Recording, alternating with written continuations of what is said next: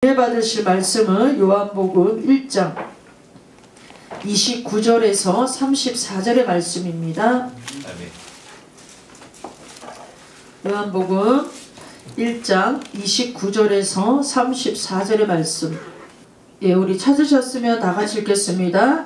이튿날 요한이 예수께서 자기에게 나아오심을 보고 이르되 보라, 세상 죄를 지고 가는 하나님의 어린 양이로다. 내가 전에 말하기를 내 뒤에 오는 사람이 있는데 나보다 앞선 것은 그가 나보다 먼저 계심이라 한 것이 이 사람을 가리킴이라. 나도 그를 알지 못하였으나 내가 와서 물로 세례를 베푸는 것은 그를 이스라엘에 나타내려 함이라 하니라. 요한이 또 증언하여 이르되 내가 봄에 성령이 비둘기같이 하늘로부터 내려와서 그 위에 머물렀더라. 나도 그를 알지 못하였으나 나를 보내어 물로 세례를 베풀라 하신 그이가 나에게 말씀하시되 성령이 내려서 누구 위에든지 머무는 것을 보거든 그가 곧 성령으로 세례를 베푸는 이인 줄 알라 하셨기에 내가 보고 그가 하나님의 아들이심을 증언하였노라 하니라. 아멘. 세상 죄를 지고 가는 하나님의 어린 양이라는 제목으로 은혜를 나누도록 하겠습니다. 우리가 하나님의 은혜로 믿음의 생활을 하고 하나님을 섬기는 그런 큰 축복을 받았습니다. 그럼에도 불구하고 사단은 우리의 혼을 선점하여서 천국을 보지 못하게 하고 있습니다. 그러니까 사단이 우리의 혼을 선점하여서 말씀을 받아들이지 못하게 하고 있다라는 겁니다.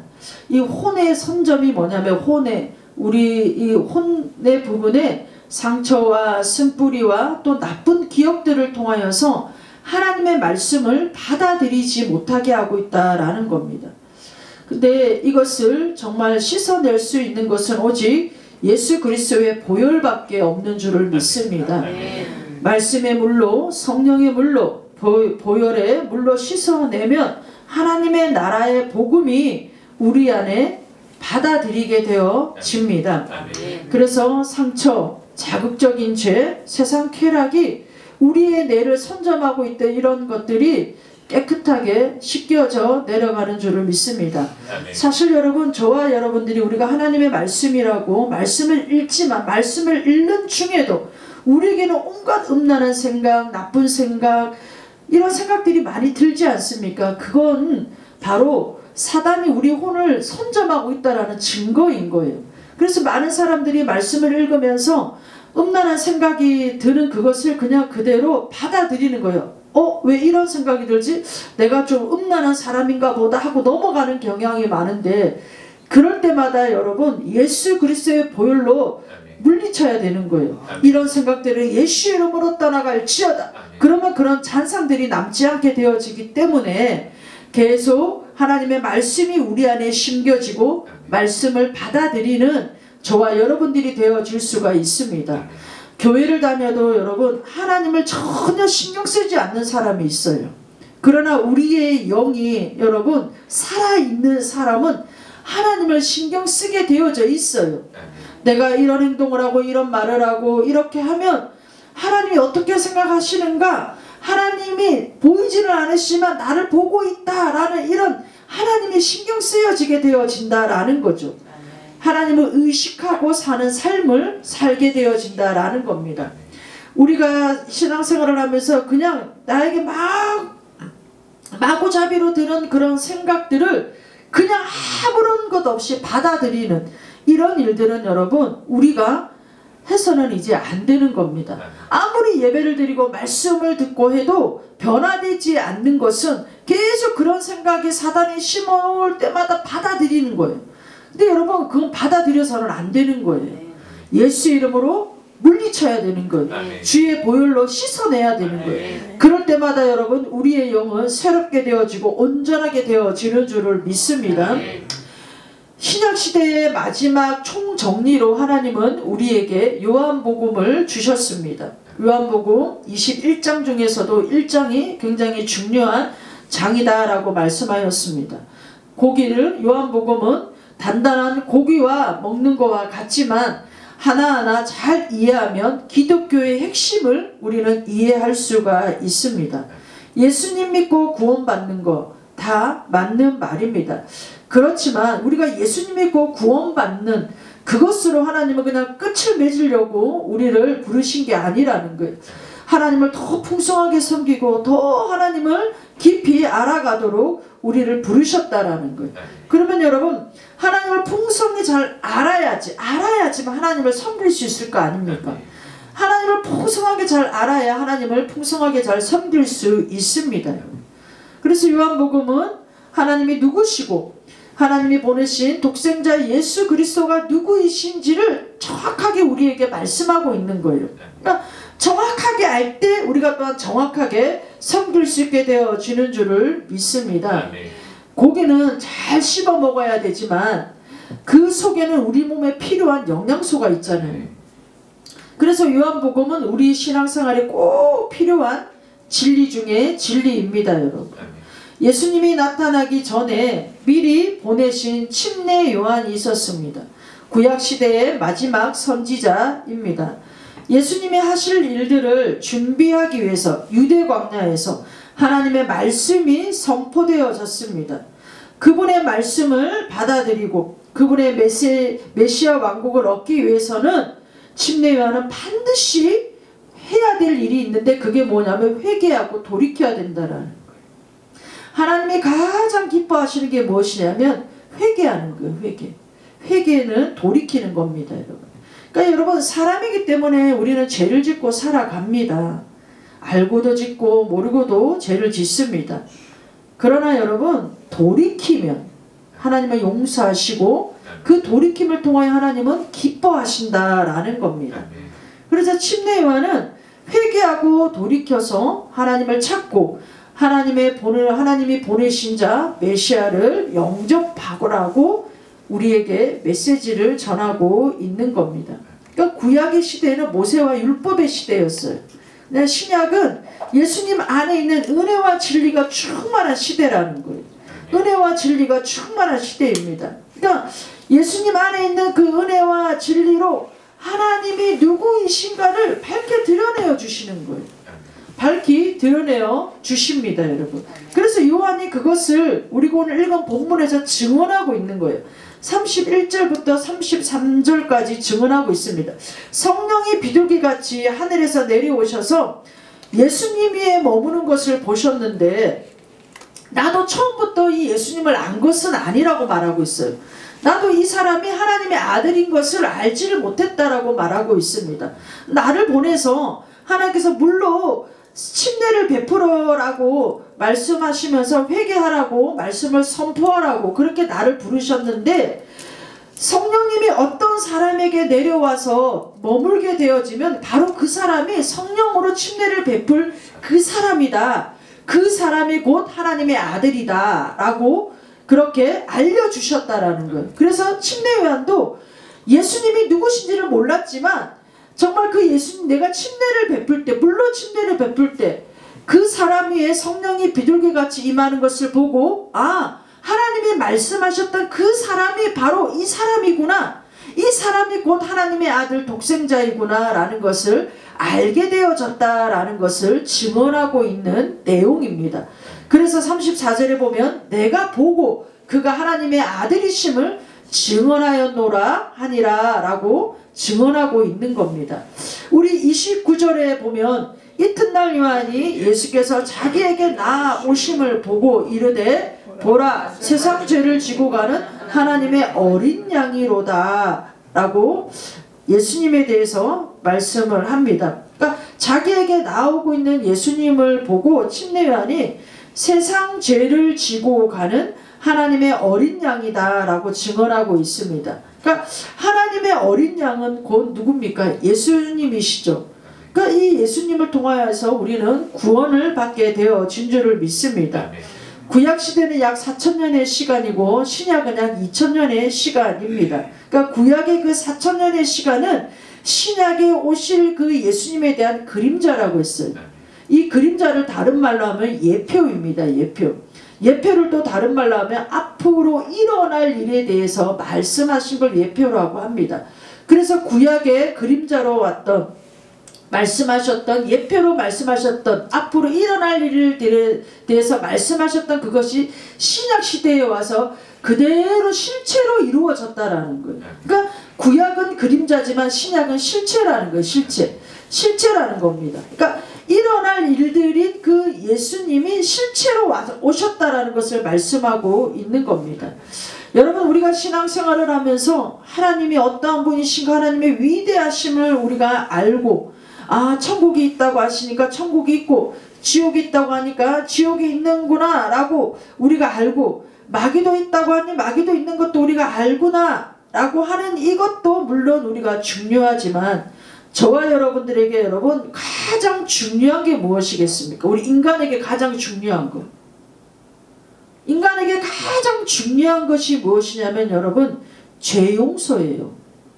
죄를 용서받지 않고는 하나님 앞에 설 수가 없습니다. 여러분, 우리가 하나님을 알고 천국도 알고 지옥도 알고 마귀도 있는 것도 알고 세상에 어떤 곳인지도 다 아는데 죄 용서를 받지 못한다면 아무 소용이 없다라는 거예요. 그래서 우리 인간의 최종 목표가 무엇이냐면 죄 용서예요. 죄 용서. 죄를 용서받는 겁니다. 여러분. 죄가 용서되어져야지만 하나님 앞에 설 수 있는 거예요. 아무리 우리가 많은 진리를 알고 있다 하더라도 죄가 용서되지 않으면 하나님 앞에 설 수가 없는 것입니다. 여러분. 그래서 반드시 우리 인간에게는 죄가 용서되어져야 돼요. 죄가 용서되어져야 됩니다. 여러분, 죄가 용서되어져야 구원을 받게 되어지는 겁니다. 아멘. 그래서 여러분, 왜 죄 용서를 받아야 되냐면 성경에도 로마서에도 나와 있는 것처럼 죄의 삭은 사망이라고 했어요. 죄의 값은 사망이기 때문에 죄 용서를 받지 못하면 우리는 사망을 얻는, 그러니까 육신적인 죽음을 말하는 게 아니에요. 영원한 지옥불에 구할 수밖에 없는 그런 저와 여러분들이 되어줄 수밖에 없다라는 거예요. 우리에게 가장 중요한 게 무엇이냐면 죄 용서예요. 죄 용서가 이루어져야 된다라는 겁니다. 그래서 여러분, 인간의 편에서 볼 때 가장 중요한 문제가 죄의 문제입니다. 죄의 문제입니다. 기독교 교리 중에 핵심 중에 하나가 무엇이냐면 하나님은 공의로운 분이시라는 거예요. 하나님은 너무나도 의로우시고 공의로우시기 때문에, 정말 눈이 너무나도 정결하시기 때문에 하나님은 죄를 눈을 뜨고 볼 수가 없으시는 분이에요. 눈 뜨고 죄를 볼 수가 없으십니다. 그래서 하나님은 죄만 보면 심판을 하셔야 돼요. 죄만 보면 심판을 하셔야 됩니다. 그러니까 하나님은 공의로운 분이시기 때문에 그러시는 거죠. 근데 여러분, 우리가 구원받아 하나님 앞에 서려면 가장 큰 문제인 죄의 문제 해결되어져야 되는 거죠. 근데 여러분, 우리의 문제가 뭡니까? 여러분, 우리의 문제가 다윗이 시편 51편 5절에도 기록하였던 것과 같이 우리가 죄악 중에 출생하였고 우리가 죄 중에 잉태되었던 자들이 우리들인 줄을 믿습니다. 여러분, 그러니까 우리가 죄 가운데 잉태되고 죄 가운데 살아가고 죄 가운데 사망할 수밖에 없는 존재라는 거예요. 저와 여러분들. 그래서 여러분, 예수님께서 이 죄를 제거하시는 방법을 제시하고자 이 땅에 오신 거예요. 사람의 방법으로는, 사람의 지혜로, 사람의 어떠한 거를 이 죄를 해결할 수가 없는 거예요. 죄를 해결할 수가 없습니다. 그래서 예수님께서 이 땅에 오셔서 그 죄를 해결하여 주기 위해서 우리를 대신하여 죽으셨다라는 거예요. 우리를 대신하여 죽으셨다라는 것은 우리를 대신하여 심판을 받으셨다라는 거예요. 죄의 대가를 치르시는 심판을 받으셨다라는 겁니다. 그것을 죽음으로 감당을 하셨다라는 거예요. 죄의 대가를 죽음으로 그것을 감당을 하셨다라는 겁니다.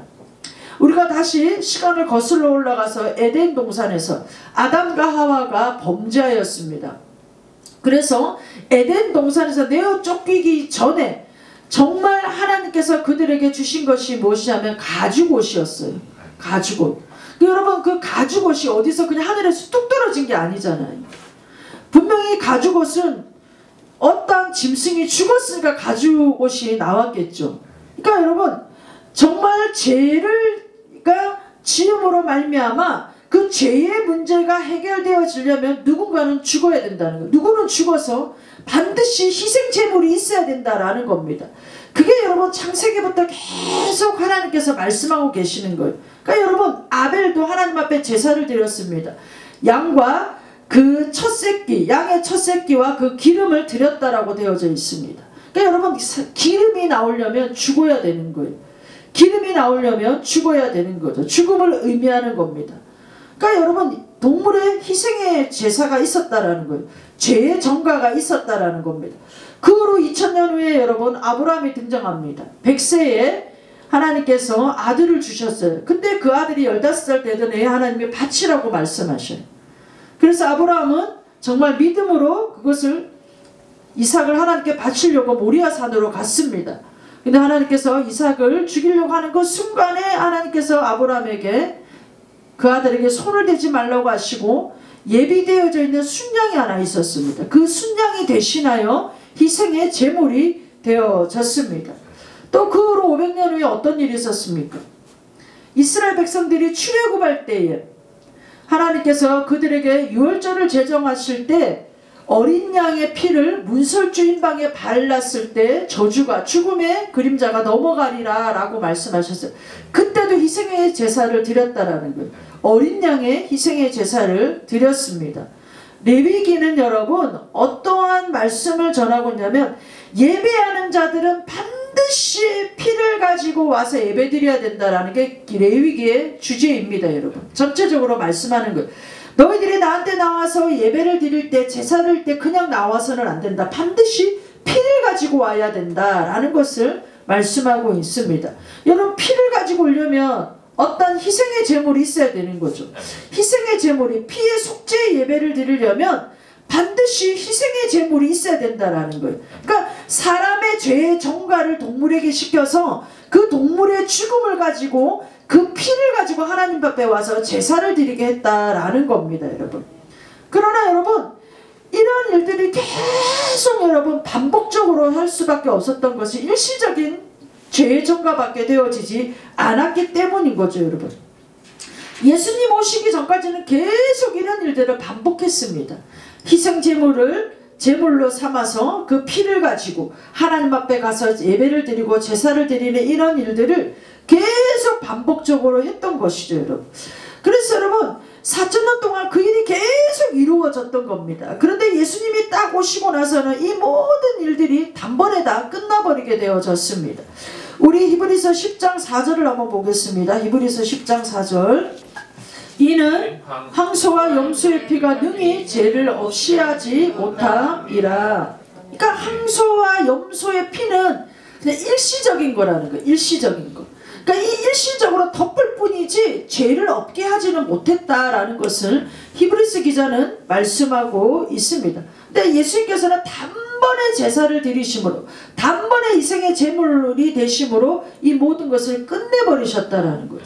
끝내버리셨다라는 겁니다. 그러니까 여러분 정말 우리 갈라디아서 4장을 한번 보겠습니다. 갈라디아서 4장. 때가 참에 하나님이 그 아들을 보내사 여자에게 나게 하시고 율법 아래 나게 하신 것은 율법 아래 있는 자들을 속량하시고 우리로 아들의 명분을 얻게 하려 하심이라. 때가 참에 라는 말씀은 신약의 시대가 왔다라는 말씀이 되어집니다. 그러니까 신약의 시대가 딱 도래함으로 하나님의 아들이 하나님의 어린 양으로 이 땅에 오셨다라는 거예요. 그래서 하나님의 어린 양으로 이 땅에 오셔서 율법 아래에 우리가 있는 하나님의 백성들을 어떻게 해요? 속량하시고 모든 죗값을 다 치루어 주시고 그 죗값을 치루어진 우리들은 하나님의 아들의 명분을 주시기 위해서 예수님께서 하나님의 어린 양으로 이 땅에 오셨다라는 것을 갈라디아서는 우리에게 말씀하고 있습니다. 여러분 창조물 중에서는 죄를 없게 할 능력이 없습니다. 창조물 중에서는 죄를 없게 할 능력이 없습니다. 왜냐하면 우리는 다 죄인이기 때문에 그렇습니다. 죄인이 죄인을 여러분 용서할 수는 없는 겁니다. 그 죄를 덮어줄 수는 없는 겁니다. 그래서 여러분 죄가 없으신 하나님의 아들이 이 땅에 오셔서 그 십자가에서 피 흘려 죽으시고 다 이루었다라고 말씀하시면서 그 순간 우리의 모든 죄가 다 일시에 다 제거가 되어졌다라는 거예요. 여러분 믿으십니까? 그 예수님이 하나님의 어린 양으로 이 땅에 오셨다라는 겁니다. 그분이 바로 예수 그리스도시다라는 거죠. 아멘. 우리 고린도후서 5장 21절을 보겠습니다. 고린도후서 5장 21절. 하나님이 죄를 알지도 못하신 이를 우리를 대신하여 죄로 삼으신 것은 우리로 하여금 그 안에서 하나님의 의가 되게 하려 하심이라. 하나님께서는 죄를 알지도 못하시는 분이 우리를 위하여 십자가에 달리는 순간 예수님이 죄덩어리가 되셨어요. 예수님이 죄덩어리가 되셔서 우리 대신해서 지옥의 형벌들을 다 담당하시고, 왜요? 왜 그렇게 하셨냐? 우리가 하나님의 의가 되게 하시려고, 우리를 하나님의 의가 되게 하시려고, 하나님 안에서 우리를 의가 되게 하시려고. 그래서 저와 여러분들이 그 하나님의 의로 된 저와 여러분들, 오늘 이 예배의 자리에 나올 때 우리는 양이나 염소를 가지고 나오지 않은 거예요. 예수님께서 이 모든 것을 다 감당하셨기 때문에 오늘 이 자리에 우리는 양과 염소를 가지고 나오지 않은 겁니다. 만약에 예수님이 십자가에서 일을 하지 않으셨다면 저와 여러분들은 양과 염소를 가지고 나와서 그 피의 제사를 오늘도 드려야 됩니다.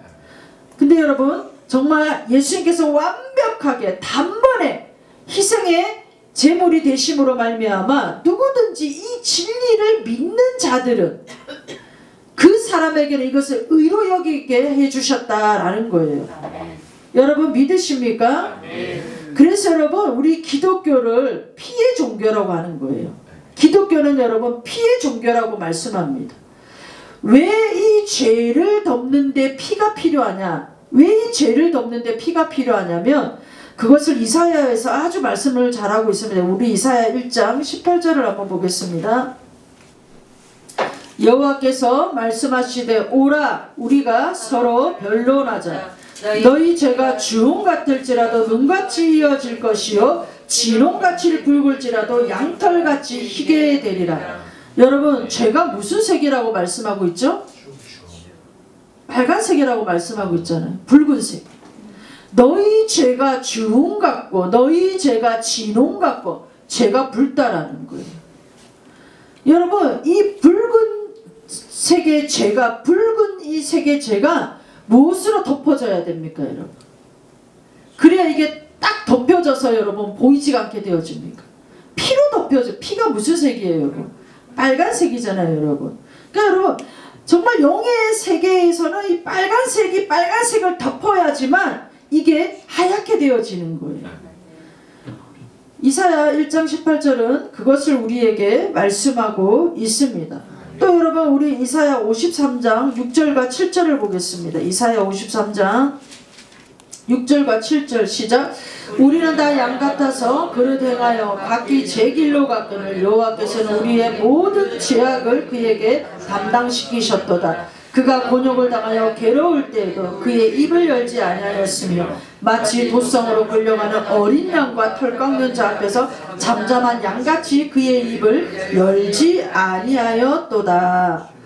우리 10절 11절을 한번 읽어보겠습니다. 여호와께서 그에게 상함을 받게 하시기를 원하사 질고를 당하게 하셨은즉 그의 영혼을 속건제물로 드리기에 이르며 그가 시를 보게 되며 그의 날은 길가 그도 그의 손으로 여호와께서 기뻐하시는 뜻을 성취하리로다. 그가 자기의 영혼에 수고한 것을 보고 만족하게 여기실 것이라. 나의 의로운 종이 자기 지식으로 많은 사람을 의롭게 하며 또 그들의 죄악을 친히 담당하리로다. 그러니까 예수님께서 곧 예수님을 고통에 두게 하신 그 이유를 하나님은 우리에게 말씀하고 있는 거예요. 왜 내가 사랑하는 아들을 고통 중에 둘 수밖에 없었는지, 그것을 10절과 11절에 말씀하고 있는 겁니다. 여러분, 그리고 700년이 지나고 나서 예수님이 실제적으로 이 땅에 오신 거예요. 왜 예수님을 고통 중에 주셨나? 왜 그를 희생제물로 삼으셨나? 하나님의 기쁘신 뜻을 위해서, 하나님의 기쁘신 뜻을 위해서 그렇게 했다라는 거예요. 여러분, 창세기부터 계시록까지는 계속 예수님에 대해서 뭐라고 말씀하시냐면 어린 양이라는 거예요. 어린 양. 어린 양이라고 말씀하고 있습니다. 계시록에도 여러분 마지막 부분에 가장 많이 나오는 단어가 어린 양이란 단어예요. 어린 양이란 단어. 창세기부터 여러분 계시록까지 계속 어린 양의 희생 제물에 대해서 계속 말씀하고 있습니다.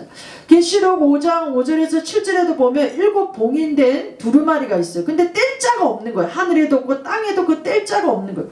그래서 여러분 그 장로들이 막 울고 있는 거예요. 이 인봉을 뗄 자가 없기 때문에. 그런데 어린 양이 나타나서 그 7 인봉을 다 떼는 거예요. 그러니까 여러분 그 어린 양을 대신하여 그 속죄의 이야기를 말씀하고 있는 거죠. 그러니까 교회를 대표하는 이 장로들이 그래서 그 인봉을 떼는 어린 양을 보고 찬양과 경배를 올려드리는 내용이 5장에 기록이 되어져 있는 겁니다. 여러분. 그러니까 하나님께서 이러한 계획을 언제부터 하셨나?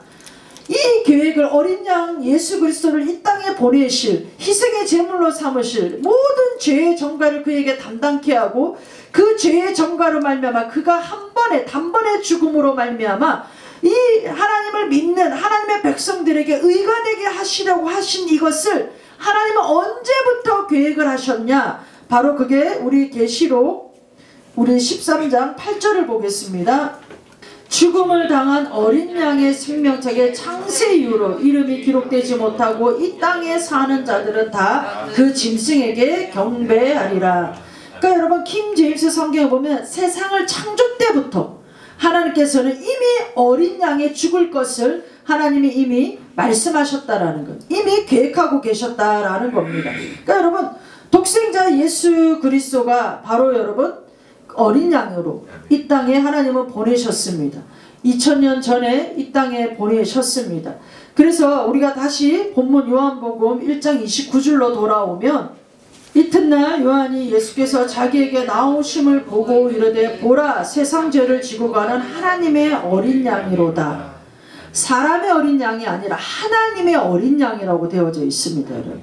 그러니까 여러분 이것은 무슨 말씀이냐면 사람이 속죄함을 받기 위해서는 사람이 죄사함을 받기 위해서는 오직 유일하게 하나님만이 그 해결책을 가지고 계신다라는 거예요.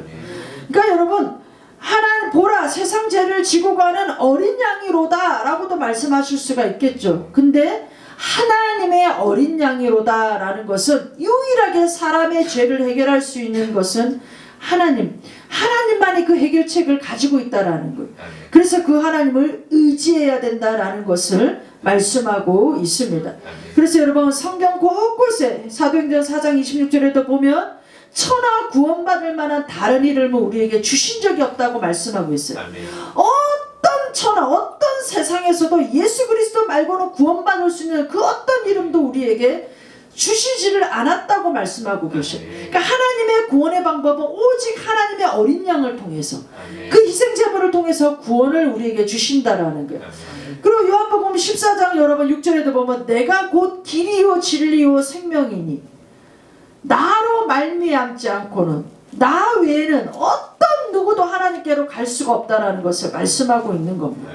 그러니까 여러분 우리가 그 독생자 예수님 그 어린 양 되시는 그 예수님 그분의 희생으로 말미암아 우리의 과거의 죄, 현재 죄, 미래의 죄 모든 죄를 다 그분에게 다 전가시킴으로 말미암아 우리가 하나님의 의가 되어서 그냥 우리가 하나님의 의가 된 걸로 끝나는 게 아니라 그 의로 말미암아 우리는 하나님의 아들들이 되어졌다라는 거예요. 하나님의 자녀가 되어졌다라는 거예요. 그래서 그 자녀가 되어진 자들에게 하나님은 권세를 허락해 주셨다라는 거예요. 그 예수님 안에 있는 은혜와 진리를 충만하게 누리며 살아갈 수 있는 하나님의 권세를 우리에게 부어주셨다라는 겁니다. 여러분 그냥 우리가 교회 다니는 정도가 아니라는 거예요.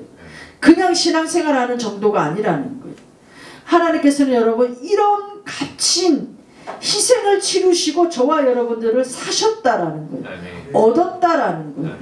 그러니까 여러분 저와 여러분들이 그냥 막 신앙생활을 할 수가 없는 것이죠. 이렇게 귀하고 귀한 은혜를 받은. 그래서 사도 바울도 하나님의 은혜를 너희가 헛되이 받지 말라고 말씀하고 있는 거예요. 이게 여러분 우리에게 주신 큰 은혜인 거예요. 여러분. 그 은혜를 우리가 늘 마음에 새기면서 우리의 구원이 결코 가벼운 것이 아니면 우리의 구원이 결코 정말 가벼운 것이 아니고 정말 예수님께서 그 희생을 치르시면서 우리에게 주신 정말 은혜의 선물이라는 것을 저와 여러분들은 마음에 새기면서 우리의 신앙이 구원의 그 반석 위에 견고하게 서서 흔들리지 않고 우리는 믿음의 길을 걸어가야 되어줄 줄을 믿습니다.